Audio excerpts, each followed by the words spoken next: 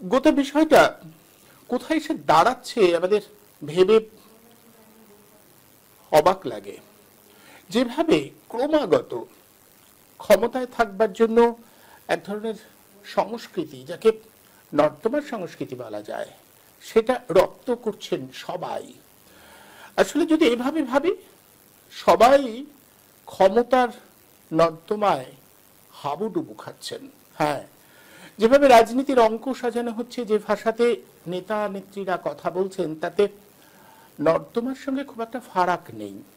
গত কয়েকদিন ধরে আমাদের তথাকথিত মূলধারার মিডিয়ায় চর্চা শুরু হয়েছে, একটা বিষয় নিয়ে ক্রমাগত চর্চা হচ্ছে, আর তারই পরিপ্রেক্ষিতে অনেক বিষয় হারিয়ে যাচ্ছে যে ঠিক এই মুহূর্তে এদেশের বাস্তব অবস্থাটা কিরকম, আমাদের রাজ্যের বাস্তব অবস্থাটা কিরকম।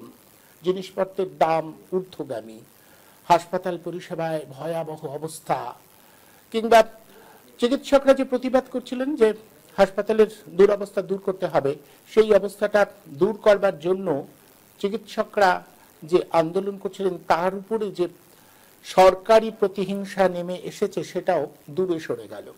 নিয়োগকে কেন্দ্র করে যে দুর্নীতি, সেটাও আপাতত দূরে সরে গেল। আলোচনায় রয়েছে এই নোংরা কথা, নোংরা ভাষা।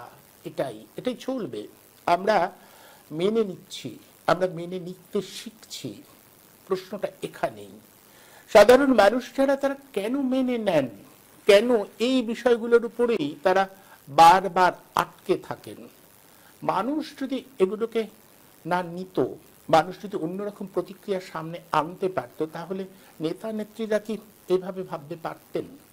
ভাবা সম্ভব ছিল?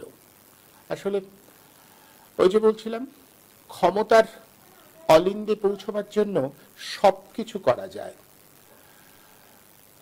নর্দমার যে নোংরা, সেটা সর্বত্র ছড়িয়ে দেওয়া গেছে।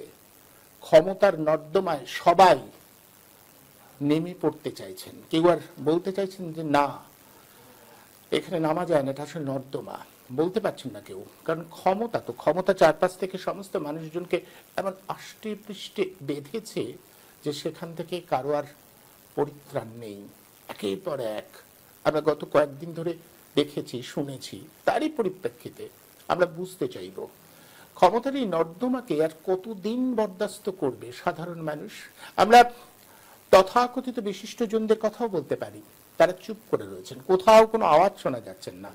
এই অবস্থায় দাঁড়িয়েও কবিরা নিশ্চয়ই কবিতা লিখছেন, গায়করা গান করছেন, তাদের ক্ষমতার অলিন্দে মাঝে মাঝে দেখা যায়। অভিনেতা অভিনেত্রীরা, তারা তো ক্ষমতার সঙ্গেই আছেন, থাকবেন। আমাদের এখানকার এক ক্রিকেটার, নামী ক্রিকেটার, তিনি সবসময় ক্ষমতার সঙ্গে থাকেন, এখন আছেন। তাকে এই সমস্ত ক্ষমতার অলিন্দে ঘোরা নর্দমার মানুষজনদের সঙ্গে স্টেজ শেয়ার করতেও দেখা যায়। আমি বলছি, কোথাও বোধহয় আর ভদ্রতা, সভ্যতা, এগুলো আলাদা করে প্রতিষ্ঠা করবার কোনো দায় কারোর নেই। কেউ বলতে পারছেন না, না এই সব মানুষ থেকে আমি একটু দূরে থাকবো, আমি একটু ব্যবধান তৈরি করব। কেউ বলতে পারছেন না। ওই যে ক্ষমতার অনেক ক্ষমতা সবাইকে এভাবেই বিবশ করে দেয়, সবাইকে নীরব করে দেয়। ক্ষমতার কাছে সবাই এভাবে আত্মসমর্পণ করে বারবার। সেটাই আমরা দেখছি। গল্পটা আলোচনা থেকে, আমাদের চারপাশে যা যা ঘটছে, তা থেকে বারবার বেরিয়ে আসছে ক্ষমতার অসীম ক্ষমতার কেন্দ্রবিন্দুতে যদি নোংরামি থাকে, নষ্টামি থাকে, তাহলেও তাকে উপেক্ষা করবার মুরদ কারণ নেই। আমরা সবাই বাধা পড়ে গেছি এই ক্ষমতার কাছে। ক্ষমতা। তারপরে প্রশ্ন থাকে, এভাবে যদি চলে, এভাবে যদি চলতে থাকে, একটা সময় তো আসবে আমাদের সভ্যতা, আমাদের কৃষ্টি সব ধ্বংস হয়ে যাবে। অনেকদিন পর কেউ নিশ্চয়ই প্রশ্ন করবে যে তখন কি একজন মানুষ ছিলেন না যারা একটু অন্যরকম করে ভাবতে পারতেন, যারা প্রশ্ন করতে পারতেন? কি জবাব দেবে আজকের প্রজন্ম? অপরাধের কাঠগড়ায় দাঁড়িয়ে যাবে। ভাবতে হবে না আমাদের আগামী প্রজন্মের কথা, আমাদের ভবিষ্যতের কথা? কেউ ভাবছেন কি? ক্ষমতার নর্দমায় নেমে হাবুডুবু খাচ্ছেন সবাই। এভাবেই চলবে, এভাবেই চলতে পারে? আসুন একটু ভাবি। হিসেব নিকেশ করে যে জীবনযাপন করে চলেছি আমরা, তার বাইরে জীবনটা এভাবে চলতে পারে কিনা, এভাবে চলা উচিত কিনা, এই ঔচিত্যের প্রশ্নটাকে নিয়ে একটু আলোচনা করি। অন্তত ওই যে বারবার আমি বলি যে অনেকদিন পরে হয়তো খুব কম সংখ্যক মানুষ এই ধরনের ভাবনায় ভাববেন বা চিন্তা করবেন, কিন্তু অনেকদিন পরে যখন ইতিহাস পর্যালোচনা হবে তখন কেউ তো বলবে যে কেউ অন্য সুরে বেজে উঠতে চেয়েছিল, কেউ বলেছিল, হয়তো সেই সময় কথার কেউ গুরুত্ব দেয়নি, কিন্তু তবু এই বিষয়টা থাকবে। আমরা ক্ষমতার নর্দমাকে আসলে একটু চিনিয়ে দেবার চেষ্টা করি। ক্ষমতার নর্দমা কিভাবে তার বিস্তার ঘটাচ্ছে, কিভাবে তার পরিসর বাড়িয়ে চলেছে, আসলে একটু চেনবার চেষ্টা করি। এ বিষয়ে আলোচনা করবার জন্য আজ অতিথি হিসেবে যাদের আমন্ত্রণ জানিয়েছি, প্রথমেই তাদের সকলের সঙ্গে পরিচয় করিয়ে দিই। আমাদের সঙ্গে রয়েছেন আনিসুর রহমান, পেশায় আইনজীবী, মানবাধিকার আন্দোলনের কর্মী। আমাদের সঙ্গে রয়েছেন মিতা চক্রবর্তী, সমাজকর্মী, সাংবাদিক মিতা চক্রবর্তী। আমাদের সঙ্গে রয়েছেন পেশায় শিক্ষক এবং রাজনৈতিক বিশ্লেষণ গৌতম দত্ত, রাজনৈতিক বিশ্লেষক গৌতমকেও আমি স্বাগত জানাচ্ছি। আমি আসবো মিতাদির কাছে, প্রথম আসি। মিতাদি, আপনার কাছে আমার প্রথম প্রশ্ন, আপনারা অভয়া মঞ্চের পক্ষ থেকে একটা আন্দোলন বা একটা প্রতিবাদ জারি রেখেছেন, সেটা হচ্ছে জুনিয়র ডাক্তারদের তাদের মেধা ভিত্তিক যে নিয়োগের বিষয়টা ছিল। আমি সেটা নিয়ে একটা অনুষ্ঠানও করেছি, ডাক্তার পূর্ণব্রত গুণ ছিলেন আমার সেই অনুষ্ঠানে। পরিষ্কার জানিয়ে দেওয়া হয়েছে যে কিভাবে প্রতিহিংসা চরিতার্থ করবার জন্য সরকার নেমে পড়েছে। এই গোটা বিষয়গুলো অনেকটা পেছনে চলে গেছে, এই বিষয়গুলো আর সামনে নেই। এবং এমনকি যে আমাদের রাজ্যের যে আসল সমস্যা সেগুলো এখনো নয়, শুধু এই গালাগালি দেবার জন্য একজন হিরো হয়ে গেছে। মানে আমি বলছি ঠিক এই মুহূর্তে রাজ্যের মানুষ যে সংস্কৃতিতে রপ্ত হয়েছে, এই সংস্কৃতিটার অভিমুখটা দেখে মনে হয় যে প্রতিবাদ, প্রতিরোধ, এই আন্দোলনের কোনো কার্যকারিতা আছে, বা এটা আদৌ মানুষের মধ্যে কোনো প্রভাব বিস্তার করতে পারবে? দেখো, আমাদের সমাজটা না একদম পথে বলে গেছে আর কি। হ্যাঁ, শিক্ষা এখানে শিক্ষা রাস্তায় ফুটপাত হচ্ছে বা রাস্তায় পথে মরছে। চিকিৎসার হাল তো অভয়া জানিয়ে দিয়েছে, চিকিৎসা ব্যবস্থার হাল, শুধু চিকিৎসার হাল না, সমগ্র চিকিৎসা ব্যবস্থার হালটা কি সেটা আমরা জেনে গেছি। মানে প্রত্যেকটারই নগ্ন রূপ, মানে আমাদের মৌলিক যে অধিকার, শিক্ষা, খাদ্য, স্বাস্থ্য, সবকিছুই একেবারে ঘেটে হয়ে গেছে। মানে এর আর কোনো সুব্যবস্থা নেই। এবারে এই যে নেই, এটা কেন নেই তার কারণ হিসেবে আমার যেটা ব্যাখ্যা সেটা হচ্ছে আমাদের রাজ্যের যিনি কর্ণধার, তার রয়েছে অশেষ শিক্ষার অভাব, সচেতনতার অভাব, সহমর্মিতার অভাব, সর্বোপরি সততার অভাব। তা এতগুলো, মানে এ তো কয়েকটা অভাবের কথা বললাম, তা এতগুলো অভাব নিয়ে যদি কেউ রাজ্যপাট চালাতে যায় তাহলে তার প্রজাদের কি অবস্থা হতে পারে সেটা সহজেই অনুমেয়। অনুব্রত তারই একটা ফসল। হিটলার তো আমি আগেও তোমার এখানে একাধিকবার হয়তো বলেছি, না বলেইছি, যে হিটলার চলে গেছেন কিন্তু গোয়েবলস রয়ে গেছে আর লুম্পেন প্রলেতারিয়েতরা রয়ে গেছে। এই অনুব্রত মণ্ডল বা ওর চেলা চামুন্ডারা হচ্ছে সেই লুম্পেন প্রলেতারিয়েত। লুম্পেন প্রলেতারিয়েতদের কোনো কাজ নেই, তাদের ওই ক্লাবের টাকা, এই অনুদান সেই অনুদান, এই করে করে করে করে চলছে। সারাদিন আড্ডা, সন্ধ্যেবেলায় আড্ডা, রাত্রিবেলায় মদ্যপান, এই করে করে চলছে। এইবারে এরা যদি মানে রানীর রাজ্যপাটের প্রজা হয়, তাহলে তাদের মুখ থেকে, তাদের কাজকর্মের প্রেক্ষিত থেকে কোনো ভালো কিছু কি আশা করা যায়? যায় না। মানে এটা আশা করাটাই অনুচিত আর কি। আমাদের এই যে অনুব্রত মণ্ডলকে নিয়ে চর্চাটা চলছে, আমি দুঃস্বপ্নেও ভাবিনি যে এই নামটা আমার নিতে হবে এবং ওর জন্য দু চার কথা বলতেও হবে। যাই হোক, খুব খুব সন্তর্পণে আর কি ব্যাপারটা ওরা ঘটিয়ে দিল, অনুব্রতকে বলিয়ে দিল। আর বড় মিডিয়ারাও এটার পেছনে ছুটছে।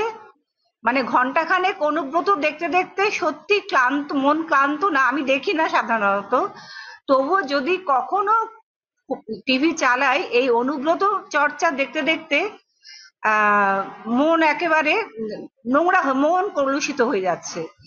তা এইখানে মানে অনুব্রত গালাগালি দেবে, সেটাও চর্চায় আসবে উঠে, মানে মিডিয়া সেটা চর্চাও করবে, সেটা বারে বারে শোনাবেও। এই অবস্থায় যখন আমরা এসে দাঁড়িয়েছি, তোমার প্রশ্ন অনুযায়ী আমাদের কি কিছু ভালো অভিজ্ঞতা আশা করা উচিত? এটা তোমার কাছে আমি প্রশ্ন ফিরিয়ে দিলাম, আশা করা উচিত নাকি। তারপরেও দ্বিতীয় যেটা পয়েন্ট আমার, সেটা হচ্ছে এই যে ইনি অত্যন্ত অসভ্যতামিটা করলেন, মানে কুরুচিকর, মানে আমার ঠিক বিশেষণ নেই,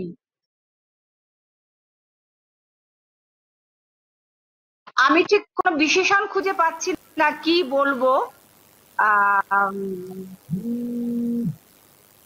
যে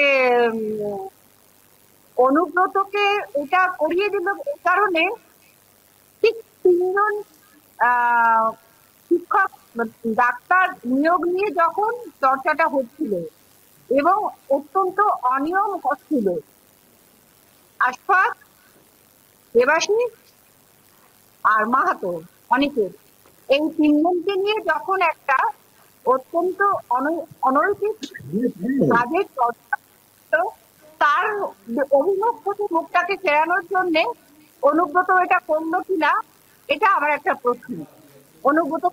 অনুব্রত চর্চাটা শুরু হলো কিনা, এটাও আমার প্রশ্ন।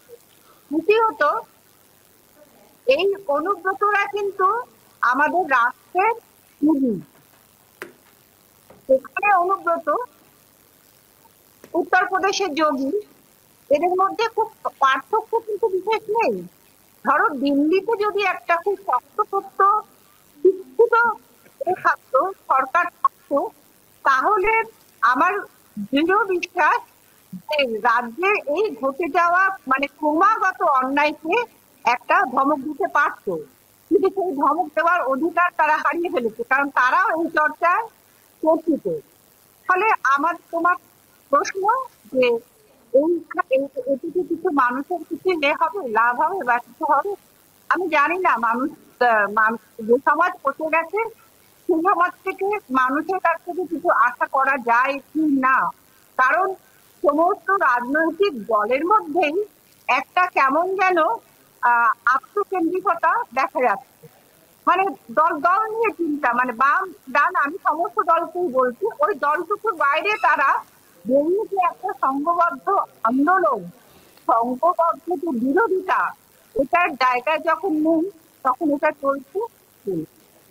একদম, আমি ঠিক এই জায়গাতেই আসবো, গৌতম বাবুর কাছে আসবো। তার আগে পরিচয় করিয়ে দিই, অমিতাভ সিনহা, কংগ্রেস বার্তার সম্পাদক, অন্যতম সম্পাদক অমিতাভ সিনহা আমাদের সাথে সংযুক্ত হয়েছে। আমি তাকেও আজকের এই অনুষ্ঠানে স্বাগত জানাচ্ছি। আমি গৌতম বাবুর কাছে যে প্রশ্নটা রাখবো, গৌতম বাবু আপনার কাছে আমার প্রশ্ন, যে যেটা মিতাদি বললেন, যে আসলে মেনে নেওয়া এবং মানিয়ে নেওয়া থেকে এই ধরনের ঘটনাগুলো ঘটছে, কোন রাজনৈতিক দলই কি এটাকে উপেক্ষা করতে পারে? মানে ধরুন কংগ্রেস যে দল, যে রাজনৈতিক সংস্কৃতির প্রতিনিধিত্ব করে, বামপন্থীরা যে রাজনৈতিক সংস্কৃতির প্রতিনিধিত্ব করে, ভেবে দেখুন আজকে তারা মোটের উপরে এ রাজ্যে অপ্রাসঙ্গিক, মানে সেভাবে আসতেই পারছে না।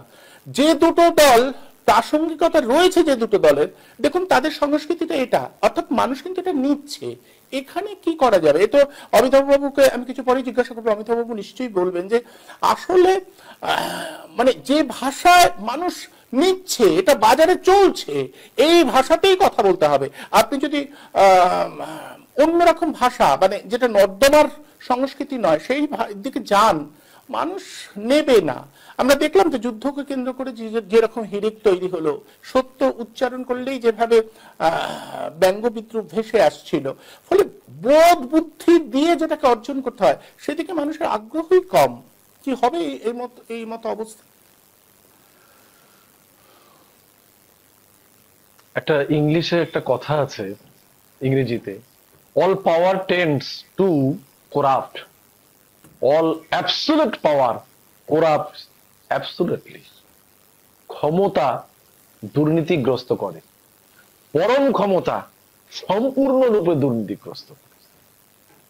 অর্থাৎ যখন কোনো ক্ষমতাসীন দল যখন সম্পূর্ণরূপে পরম ক্ষমতায় তারা পৌঁছে যায়, তখন তারা সম্পূর্ণরূপে দুর্নীতিগ্রস্ত হয়, কারণ তার আশপাশটা সেটাকে দ্বারাই ভর্তি হয়ে যায়। কিন্তু আমার যন্ত্রণাটা অন্যখানে, আমার কিন্তু খুব কষ্ট লাগছে সত্যি সত্যি সেই মানুষটার জন্য। এই মুহূর্তে এসে মানুষটা একটা সত্য কথা বলতে চেয়েছিলেন যে ঠিক আছে আমি এই কথাটা বলেছি, আমার কি বলে হচ্ছে আমার এটা ভুল হয়ে গেছে, ভদ্রলোক মধ্যরাত্রে হোক শেষ রাত্রে হোক বা ওই ঘুম থেকে উঠে ঠিক মতো মস্তিষ্ক তার, এর আগেও জানি মস্তিষ্ক ঠিক মতো হয়তো কাজ করতে পারেনি, উনি একটা সত্যি কথা স্বীকার করে ফেললেন, সেই সত্যি কথাটাও বলতে দিচ্ছে না। এ কোন যন্ত্রণা! ভদ্রলোক বলতে চেয়েছেন যে না না আমার এটা অন্যায় হয়ে গেছে, আমি যা বলেছি অন্যায় করে ফেলেছি। কোথা থেকে উনি এই মনের শক্তি পেয়েছিলেন আমি জানি না, সুন্দর একটা সত্যি কথা স্বীকার করলেন, যারাও স্বীকার করলেন সেটাই আর্টিফিশিয়াল ইন্টেলিজেন্স এই সমস্ত কথা বলে তার সত্য কথাটাকে ধামাচাপা দিলেন, ফলে তিনিও স্রোতের টানে গা ভাসিয়ে দিলেন। আমি এর আগে একখানে বলেছিলাম সেই নট্য কোম্পানির যাত্রার কথা, আমি বলেছিলাম যে এক ভদ্রলোক নট্য কোম্পানির যাত্রা দেখতে গেছেন, তো গিয়ে অঝরে কান্না করছেন, তা কাঁদছেন, পাশের যে ভদ্রলোক সে বলছে কি ব্যাপার আপনি এত কান্নাকাটি করছেন কেন? বলে কাঁদবো না, নট্য কোম্পানির যাত্রা দেখছি আর কাঁদবো না। বলছে এটা তো নট্য কোম্পানির যাত্রা না। তখন নিজেই নিজেকে বলছে হ্যাঁ তাহলে আমি কান্না করছি কেন?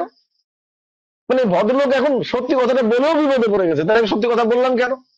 ও এই বলা উচিত হয়নি না, তাহলে কোনটা বলবো? এবার সে হাতড়াতে ও এইটা বলবো, এটা আমাকে বলতে হবে, এটা বলবেন তো তৎক্ষণাৎ বলে দিলে আমি সেটাই বলতাম। পার্টি ঠিক করে দিয়েছে সব, মানে আপনি বলছেন সব পার্টি ঠিক করে দিয়েছে। না না, তার হয়ে যে মুখপাত্র বলছিলেন যেটা বিরোধীরা করতে পারে, এটা এআই করতে পারে, এআই ইন্টেলিজেন্স মানে আর্টিফিশিয়াল ইন্টেলিজেন্স এখন অনেক কাজ করে, সেটাও হতে পারে। কিন্তু সেই মানুষটিই তো টিভিতে আমরা এক্স চ্যানেলে পরিষ্কার দেখলাম তিনি নিজে বলছেন যেটা আমার বলা উচিত হয়নি, এটা আমার বলা ভুল হয়ে গেছে, সুতরাং তিনি নিজে বলছেন। আর তৃতীয়ত হচ্ছে পুলিশ প্রশাসন, এই জায়গাটায় তারা নিজেদেরকে নিয়ে যাচ্ছে কেন? আজকে সমস্ত পুলিশ প্রশাসনের যারা কর্মকর্তারা আছেন, যাকে বলেছেন সেও তো তাদেরই একজন কলিগ, তাদেরকেই তো সেই কথাগুলো বলেছে। সমাজ কি এই ভাষাটা শুনতে চায়? সমাজ কি এই ভাষা শুনে তারা সামাজিক কাজকর্মগুলোর মধ্যে নিজেকে নিযুক্ত করতে চায়? সমাজের মানুষ তো এইভাবে পরিচালিত হতে চায়নি। যখন 2011 সালে বাংলার মাটিতে একটি নতুন সরকার এসেছিল, বাংলার মানুষ তখন তো একটা নতুন সকাল দেখবার আশা করেছিল, বাংলার মানুষ তো নতুন ভাবে এগিয়েছিল। আর দেখলো 2025 সালের মাথায় এসে দাঁড়িয়ে যখন রাজপথে কতজন শিক্ষক শুয়ে আছে ফুটপাতের মধ্যে, যাদের স্কুলে পড়ানোর কথা তারা রাজপথে শুয়ে আছে, যাদের স্কুলে পড়াবার কথা তারা, এই পুলিশ যে পুলিশ আজকে পর্যন্ত চুপ হয়েছে 48 ঘন্টা থেকে 72 ঘন্টার সময়, যে পুলিশ আজকে প্রতিবাদের ভাষা কতটা বলছে সেটা সময়ই বলবে, কিন্তু সেই পুলিশ লাথি মারলো, সেই লাথি তাদের ক্ষেত্রে হলো প্রহার পরিণত হলো। এই দৃশ্যগুলো আমাদের চোখের সামনে যখন আসে আমরা যন্ত্রণায় কুঁকড়ে যাই। আমি একটু টিভি চ্যানেল নয় ইউটিউব চ্যানেল এরকম দেখছিলাম যে এই ফুটপাতে যখন রাতের বেলায় সেই সমস্ত যোগ্য শিক্ষকরা শুয়ে আছে, তাদের করুণ পরিণতি দেখে আমাদের মনে আছে আমি রাষ্ট্র, স্বৈরাচারের শেষ নিদর্শনের জায়গায় যখন পৌঁছে যায় তখন একটি শাসক মনে করে আমি রাষ্ট্র। সেই ইতিহাস বোধহয় আমাদের বারবার মনে করিয়ে দিচ্ছে, সেই ইতিহাসের পুনরাবৃত্তি বোধহয় বারবার ঘটে যাচ্ছে।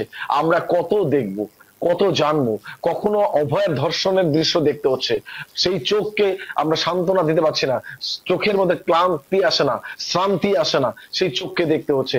কখনো দেখছি ফুটপাতে সেই শিক্ষকরা শুয়ে আছে, কখনো দেখছি রেশন চুরি, কখনো দেখছি গরু চুরি, কখনো দেখছি কয়লা চুরি, কখনো দেখছি চাকরিহারারা আছে 1500 দিন ধরে রাজপথে বসে আছে, আবার নতুন করে তাদের নোটিফিকেশন হচ্ছে শিক্ষক নিয়োগের।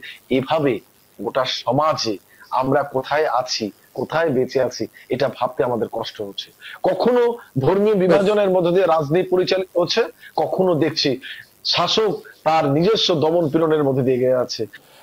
অমিতাভ বাবু, একই প্রশ্ন যে আপনারা, আমি যেটা প্রশ্ন করলাম আপনাদের, সত্যি কংগ্রেস একটা অন্যরকম, মানে এই প্রচলিত ধারায় যেতে পারছে না বলে কংগ্রেস বোধহয় অপ্রাসঙ্গিক হয়ে যাচ্ছে অন্য দলগুলো, তো কোথাও মনে হয় না এই বাজারের ভাষায় রপ্ত করতে হবে সর্বত্র? দেখুন, একটা কথা বলি, আজকে যে কোনো ঘটনা ঘটলে সংবাদ মাধ্যমের একটা বড় ভূমিকা থাকে। আমার মনে আছে বহু বছর আগে, হয়তো তখন এখানে যারা রয়েছেন তারা এতটা বেশি ওয়াকিবহাল নাও থাকতে পারে, সম্ভবত ওইটা বামফ্রন্টের দ্বিতীয় সেশন, মানে আহ, ওই 82 থেকে 87 এই সময়টার কথা বলছি।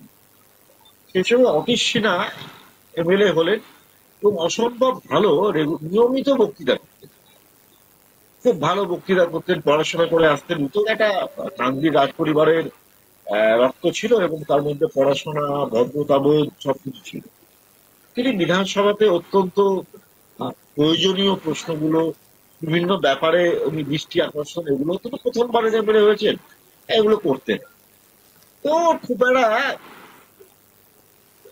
মিডিয়া তাকে পাবলিসিটি দিত না। সেই সময় আমার মনে আছে সুনীতি চক্র আইসিডির, তিনিও প্রয়াত হয়েছেন, তিনি একটা দুটো পোস্টার নিয়ে ঢুকলেন, আর সাথে সাথে সব পেপার মিডিয়া তার ছবি টবি তুলে পরের দিন তিনি কি করলেন, পোস্টার নিয়ে গিয়ে পড়ে বসে বললেন, চেঁচামেচি করলেন, এইসব নিয়ে। তো ব্যাপারটা হচ্ছে, আমি এই একটা ছোট্ট ঘটনা বলছি এই কারণে, খুব অল্প বয়সে, মানে বয়সে আমার একটা দাগ কেটে গেছিল এটাই, যে পাবলিসিটি ব্যাপারটা, মিডিয়ার যে ব্যাপারটা, তখন তো মিডিয়া ছিল না, তখন খবরের কাগজ ছিল, কোনো চ্যানেল ছিল না, ওই একমাত্র ডিডি 7 একদম। বাংলা। তো এখন এই মিডিয়াকুল একজনকে তুলতে পারে, একজনকে ফেলতে পারে।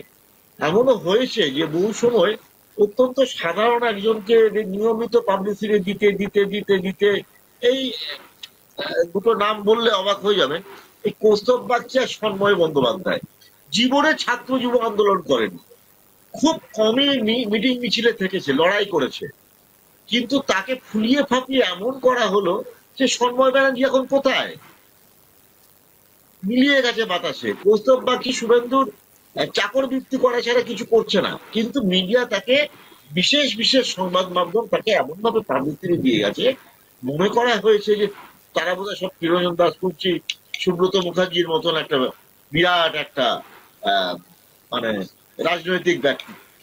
এখন ব্যাপারটা হচ্ছে সেখানে যে মিডিয়া কেন আসল জায়গাটা তুলে ধরবে না, মিডিয়া কেন এমন ব্যাপারগুলোকে হাইলাইট করবে, সামনে আনবে, যাতে সাধারণ মানুষ আসল যে মূল সমস্যা সেটা থেকে হারিয়ে যায়।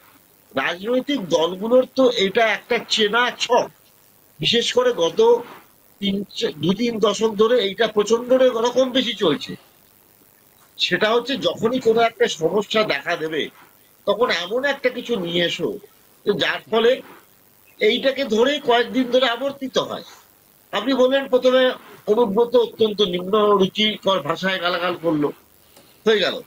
তারপরে একটা ছাত্র নেতা, মানে কোথাকার, যে কলেজের নির্বাচনে লড়েনি, কলেজের গেটে বক্তৃতা করেনি, ছাত্রদের কোন রকম সমর্থন নেই বিগত কয়েক বছর ধরে, সে একজন জেলা সভাপতি বলছে, সে অনুব্রতর হয়ে গলা ফাটালো।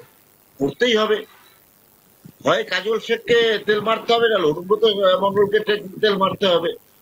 সে কয়েকটা কথা বলতে আরম্ভ করলো। তারপরেই দেখলাম,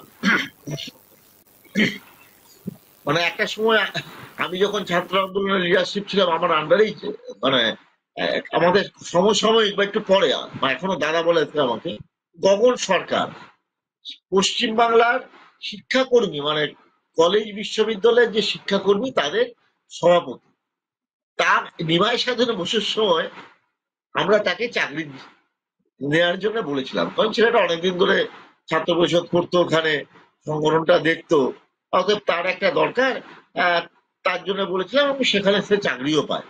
এখন সেই ছেলেটি এতদিন ধরে তার একটা ক্ষোভ ছিল যে আমি তো খুব কম করিনি, কিন্তু আমার থেকে চন্দ্রনাথ সিনহা এমএলএ হয়ে মন্ত্রী হয়ে গেল, আমি কিছুই হতে পারলাম না। হঠাৎ দেখলাম সে ঝাঁপিয়ে পড়লো অনুব্রতর হয়ে এআই এর কথা বলছি, আর্টিফিশিয়াল ইন্টেলিজেন্স। তা হয় একজনকার আর্টিফিশিয়াল ইন্টেলিজেন্স, তার গলা, তার একই টেলিফোন থেকে বলছে, তারপর হতে পারে আর্টিফিশিয়াল ইন্টেলিজেন্স, কিন্তু একই টেলিফোন থেকে বলছে, এমনকি অনুব্রত নিজে স্বীকার করে নিয়েছে সে একদম। কাজটা করেছে। তারপরে তার হয়ে গলা ফাটালো সেই গগন সরকার। তো এই ব্যাপারগুলো কি মনে হয়, আজকে আপনি দেখবেন খবরের কাগজে দেখলাম যে ডাক্তার যে তাকে সার্টিফিকেট দিয়েছে 5 দিনের জন্য তাকে বিশ্রামে থাকতে হবে, সে একটা সরকারি ব্লক স্বাস্থ্য কেন্দ্রে চাকরি করে, অ্যাডমিনিস্ট্রেটিভ, সে ডাক্তার মানে তার রোগী দেখার কথা না। সে আবার শান্তিনিকেতন মেডিকেল কলেজের যিনি মালিক, যিনি অনুব্রত গরু পাচার বা কয়লা পাচারের সঙ্গী, সেই সেখানে নাকি সে প্যাডে দিয়েছে যে 5 দিনের বিশ্রাম। কেন কোনো সরকারি হাসপাতালের কোনো পাওয়া গেল না যিনি তাকে, আগে তো দিত তাই, আগে তো যখনই তাকে গ্রেপ্তারের কথা হলো তখনই অনুব্রত হয়ে ওই CMOH chief medical health officer যিনি ওই জেলায়, তিনি নিজে পাঠাতেন, লোক পাঠাতেন, পাঠিয়ে তাকে বাড়িতে দেখতো, তাকে সার্টিফিকেট দিয়ে আসতো। আজকে সেই জায়গাটা এসে দাঁড়িয়েছে এবং সেটা ভারতবর্ষ একই রকম ভাবে আপনি সমানভাবে যখনই প্রশ্ন করছি আমরা মোদীকে যে কি করে গোয়েন্দাদের ব্যর্থতা, তখনই তিনি দেখবেন ঘুরিয়ে দিল হঠাৎ 4 ট্রিলিয়ন অর্থনীতিতে আমরা প্রবেশ করেছি জাপানকে আমরা হারিয়ে দিয়ে, এই নিয়েই কদিন ধরে চলছে। তো এইটা একটা শাসকের চেনার ছক, বিশেষ করে আজকের শাসক যারা বিভিন্ন ব্যাপারে অকর্মণ্য প্রমাণিত হয়েছে, দুর্নীতিগ্রস্ত প্রমাণিত হয়েছে, তখন তারা বিভিন্ন রকম ইস্যু নিয়ে মানুষের কাছে এমন ভাবে চোখটাকে ঘুরিয়ে দেয়, মানুষেরা নেশার মতো সেই জিনিসটাকে, গাঁজার নেশা বা মদের নেশা বা হেরোইনের নেশার মতো সেটাকে গিলে নিয়ে সেটাকে নিয়ে চর্চা করে এবং তার পিছনে এক শ্রেণীর মিডিয়া কুল, যারা গদি মিডিয়া বলি, তারা কোটি কোটি টাকায় বিক্রি হয়ে গেছে এবং সেটাকে নিয়েই জনগণের সামনে নিয়ে এসে তাদের বুথ করে রাখে। এইটাই হচ্ছে বর্তমান রাজনীতির একটা চেনা ছক।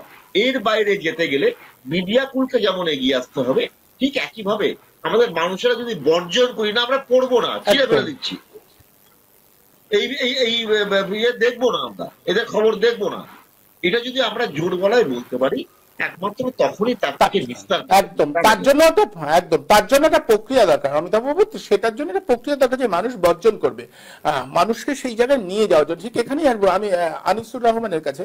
আনিসুর রহমান শুনতে পাচ্ছেন এবার? আমি সবই শুনতে পাচ্ছি। হ্যাঁ, কিন্তু এর আগে আপনার কথা আমরা এবার শুনতে পাচ্ছি, আগে শুনতে পাচ্ছিলাম না। যে প্রশ্নটা অমিতাভ বাবু যেখানে শেষ করলো, আপনি যদি সেখান থেকে শুরু করেন যে মানুষ যদি বয়কট করে, মানুষ যদি এগুলোকে বাতিল করে, এখন মানুষ বাতিল করবে, মানুষকেও তো প্রভাবিত করতে হবে। সেই প্রভাবিত করবার দায়িত্বটা তো বিভিন্ন নাগরিক সংগঠনের, রাজনৈতিক দলগুলো, এরা যে বিরোধী রাজনৈতিক দলগুলোর, তারাও কি সেভাবে মানুষকে প্রভাবিত করতে পারছে, মানুষকে বোঝাতে পারছে? কেন পারছে না? মানে মানুষ খারাপটা নিচ্ছে, এটাও ঘটনা। মানে যদি এভাবে আমি প্রশ্ন করি যে কে কাকে নষ্ট করছে, ক্ষমতা মানুষকে না মানুষ ক্ষমতাকে, মানে কে কার সাথে জুড়ে যাচ্ছে, এইটা না একটা প্রশ্ন, মানে একটা দ্বন্দ্বের মতো। খুব গুরুত্বপূর্ণ প্রশ্ন, সেই আদি প্রশ্ন যে ডিম আগে না মুরগি আগে, একেবারে মানুষ এদেরকে নষ্ট করছে না, এরাই মানুষকে নষ্ট করছে।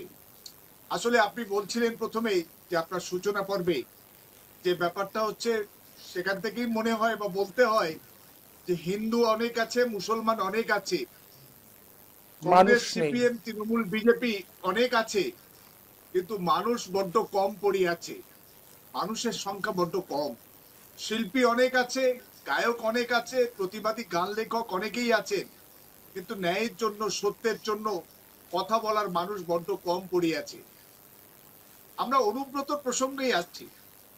অনুব্রত মণ্ডল ওরফে কেষ্ট, যার লেখাপড়া আমি দেখছিলাম ক্লাস 8 পর্যন্ত তার লেখাপড়া, তিনি একটা বীরভূমের মতো একটা বড় জেলার একটা ক্ষমতাসীন, বিপুল ক্ষমতা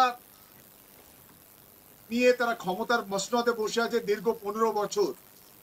তিনি একটা জেলার দীর্ঘদিনের সভাপতি, দীর্ঘ বছরের অধিক কারাবাসের সময়ও তাকে কিন্তু জেলা সভাপতির পদ থেকে সরানো হয়নি। সে যে কুৎসিত জঘন্য ভাষায় একজন পুলিশ অফিসারকে গালাগাল দিয়েছে, আমরা সবাই তার নিন্দা করেছি, নিন্দা করছি, এবং নিন্দা জানাবার ভাষা নেই। কিন্তু এই অনুব্রত মণ্ডল যেমন তৃণমূলের ডাক সাইটের নেতা, কিন্তু আমরা জানি প্রথম জীবনে সে একটা মাছ বিক্রেতা ছিল, এবং আমি বললাম যেটা ক্লাস 8 পর্যন্ত তার বিদ্যে। তাকে হয়তো আমরা খুব খারাপ বলছি, কিন্তু অন্যদিকে আর একটু তাকিয়ে দেখি তো, আজকের বিজেপি নামক একটি রাজনৈতিক দল যারা ভারতবর্ষে দীর্ঘ 15 বছরের জন্য ভারতবর্ষকে পরিচালনার দায়িত্ব পেয়েছেন, সেই দলের প্রদেশ সভাপতি এবং কেন্দ্রীয় একদম। মন্ত্রী, তিনি একজন অধ্যাপক ছিলেন, সুকান্ত মজুমদার, যারা তাকে এই অনুব্রত মণ্ডলের কেষ্টকে গরু চোর বলতো, কয়লা চোর বলতো, বালি চোর বলতো, চোর বলেই তাকে ডাকতো, যত রকম খারাপ বিশেষণ তার বিরুদ্ধে প্রয়োগ করত। কিন্তু যখন এই অনুব্রত এই সমস্ত খারাপ কথা বলল, যখন তার দল তৃণমূল কংগ্রেস তখন যাকে শোকজ করলো, তখন সেই সুকান্ত মজুমদারের ভাষ্য কি? সে গরু চোর, ছাগল চোর বা আপনার বালি চোর, কয়লা চোর সব তার মাপ হয়ে গেল। সেই হিন্দু অনুব্রত মণ্ডল হয়ে গেল। অনুব্রত মণ্ডল হিন্দু, হিন্দু অনুব্রত মণ্ডলকে সরিয়ে মুসলমান কাজল শেখকে ক্ষমতার সামনে নিয়ে আসার জন্য এই সমস্ত করা হচ্ছে। তাহলে একজন ক্লাস 8 পর্যন্ত একটা মাছ বিক্রেতা, যে কোনো কারণেই হোক সে দলের এটা দায়িত্ব পেয়েছিল, তার কাছ থেকে ভুলটাকে আমরা সমালোচনা করছি।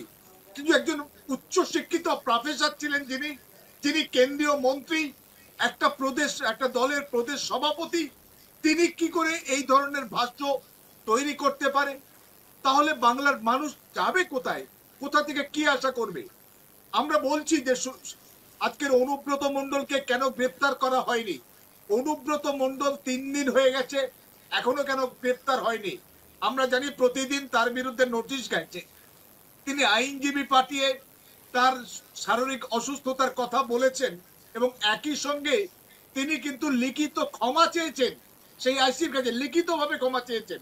এআই এর গল্প টল্প কেউ আনতে পারে, কিন্তু তিনি নিজেই বলেছেন, নিজেই সমস্ত নোংরা জঘন্য ভাষায় গালাগাল করেছেন, হুমকি দিয়েছেন, স্বীকার করে ক্ষমা চেয়েছেন।